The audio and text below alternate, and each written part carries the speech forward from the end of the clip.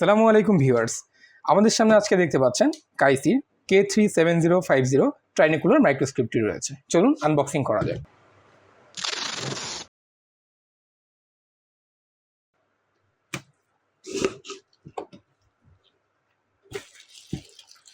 প্রথমে আমরা দেখতে পাচ্ছি একটি B3 মেটাল বেস প্লেট, আর যেটা সাইজ হচ্ছে 250/200 mm।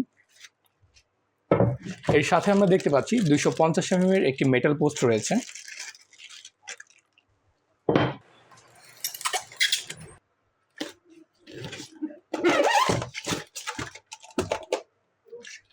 এরপর আমরা দেখতে পাচ্ছি এখানে একটি A1 ফোকাসিং ব্র্যাকেট রয়েছে, যার রেঞ্জ হচ্ছে 49 mm।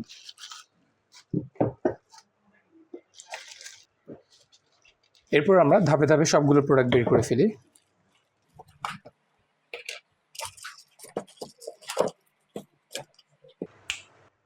তো আসুন আমরা প্রথমে এগুলোকে অ্যাসেম্বল করে ফেলি।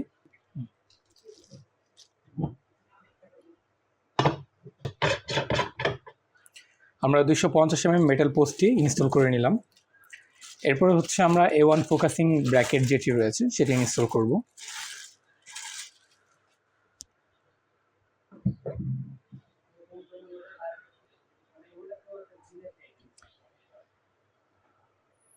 এর স্ট্যান্ডার্ড হাইট হচ্ছে 100 mm এবং লার্জ ফিল্ড অফ ভিউর জন্য 22 mm।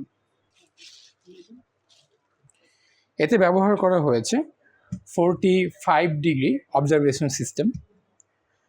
অবজারভেশন সিস্টেমটি ইনস্টল করার পর আমরা এখান থেকে এর পাশে যে নবটা আছে এই নবটা দিয়ে ভালো করে টাইট দিয়ে নিব, যাতে এটি সহজে খুলে না যাবে, নড়াচড়া না করে। এরপরে আমরা দেখে নিব অবজারভেশন সিস্টেমে কি লেন্স ব্যবহার করা হয়েছে। এর সাথে যে দুটো ছোট ছোট বক্স দেখেছিলাম আমরা, এর ভিতরে হচ্ছে লেন্সগুলো রয়েছে।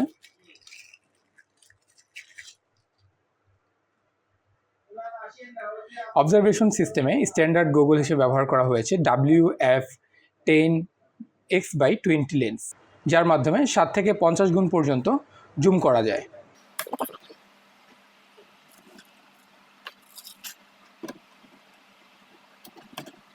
শার্প এবং ক্লিয়ার ইমেজ পাওয়ার জন্য এতে ব্যবহার করা হয়েছে anti reflection film layer coating.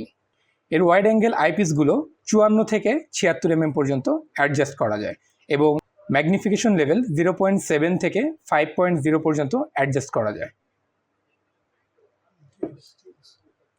এর যে থার্ড টার্মিনালটি রয়েছে, এর মাধ্যমে আপনারা ক্যামেরা স্থাপন করে চাইলে পিসি বা বড় কোনো স্ক্রিনে আউটপুট নিতে পারবেন।